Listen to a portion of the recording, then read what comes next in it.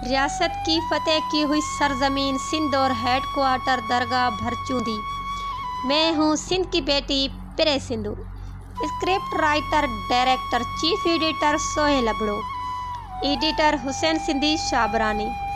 रियासत के आशीर्वाद और सिंध की मजलूम अवाम पर जुल्म करने का रियासती मजहबी हेड क्वार्टर दरगाह भरचूंदी के पीरों के ख्यालात।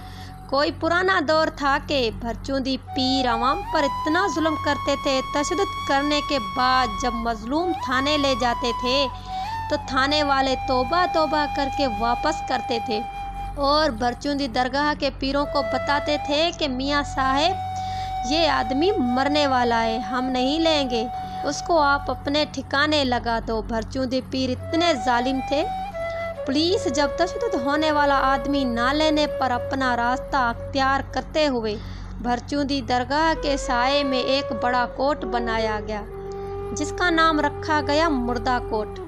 जब भरचूंदी पीर जुल्म करते किसी को तशद्दुद का निशाना बनाते थे, वो मर जाता था तो उसे मुर्दा कोट में फेंक देते थे और कभी कभी तो इतना करते थे कि जिंदा अफरादों को भी खड़ा करके दफन करते रहते थे। अवाम जुल्म का शिकार बनते बनते आखिर मज़ाहमत का रास्ता अख्तियार किया गया। पहले मियाँ और लुंड सरदारों के बीच में झगड़ा हुआ जिसमें सरदार नूर मोहम्मद खान लुंड और दूसरी तरफ से मियाँ नंढू कत्ल हुआ। भरचूंदी पीरों को मियाँ नंढू वाक़े का बहुत बड़ा धचका लगा और उसके बाद भी भरचूंदी पीरों के इलाके लूट मार, कई घरों से लोगों को भगा कर कब्जा करना तो कभी दुकानों ज़मीनों पर कब्जा रोज़ का मामूल बन गया था।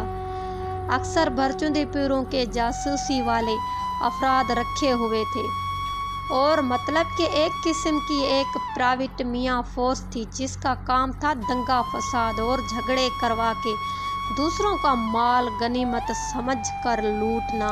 कहते हैं जब गीदड़ भी पागल हो जाता है तो आगे से शेर भी अपना रास्ता बदल देता है। ये तो इंसान थे, जुल्म सहते सहते आखिरकार लोग तंग हो गए और दरगाह भरचूंदी के पीरों का जोर टूटता गया। कभी महर बिरादरी, कभी लुंड बिरादरी, कभी शर बिरादरी, कभी सूमरो तो कभी डहर, कभी कांजों तो कभी कोबर, मतलब हर जात से फसाद करते और अक्सर शिकस्त खाते गए। जिसका मिसाल देते चले, एक हफ्ता पहले भरचूंदी पीर और कोबर बिरादरी का ज़राई ज़मीन पे फसाद हुआ जिसमें मियाँ आज़म कत्ल हो गया।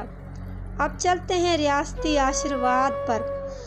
रियासत ने अब भरचूंदी पीरों को नया मजहबी धंधा शुरू करवाया है जिस काम के लिए रियासती इदारे उन्हें करोड़ों रुपए देते हैं। मजहबी ग्रुप के रहनुमा मियाँ मिठू, मियाँ शमन, मियाँ जावेद और दीगर मियाँ भी मसरूफ़ अमल हैं जिनका काम है अपने ग्रुपों में मुस्लिम नौजवान लड़कों को ज़हनी तौर पर तैयार करना, फिर उनको सिंधी हिंदू बच्चों के पीछे लगाकर उन्हें ब्लैकमेल करके मियाँ मिठू के पास पहुँचाकर हिंदू मज़हब छुड़ाकर ज़बरदस्ती मुस्लिम मज़हब में लाना होता है। ये वाक़े घोटकी डिस्ट्रिक्ट की फ्रंट लिस्ट पे होते हैं।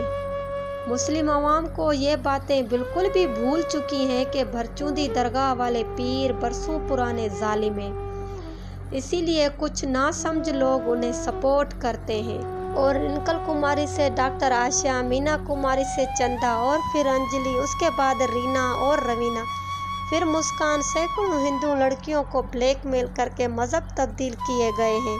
मियाँ मिठू जैसा जालिम इंसान हिंदू बिरादरी पर जुल्म इसलिए करता है कि उसे रियासत दौलत से माला माल करती है और जो हिंदू लोग डर के मारे मुल्क बदर हो जाते हैं तो उनकी मिल्कतें भी यही लोग कब्जा जमाते हैं। मियाँ मिठू वो जालिम इंसान है जिसकी वजह से हिंदू के काफ़ी ख़ानदान उजड़ गए और सैकड़ों लोग अपनी इज़्ज़तें बचाने के लिए भारत चले गए, जो कि आज तक अपनी सरजमीन सिंध के लिए रोते हैं क्योंकि उनके बाप दादा की यादें यहाँ पर हैं।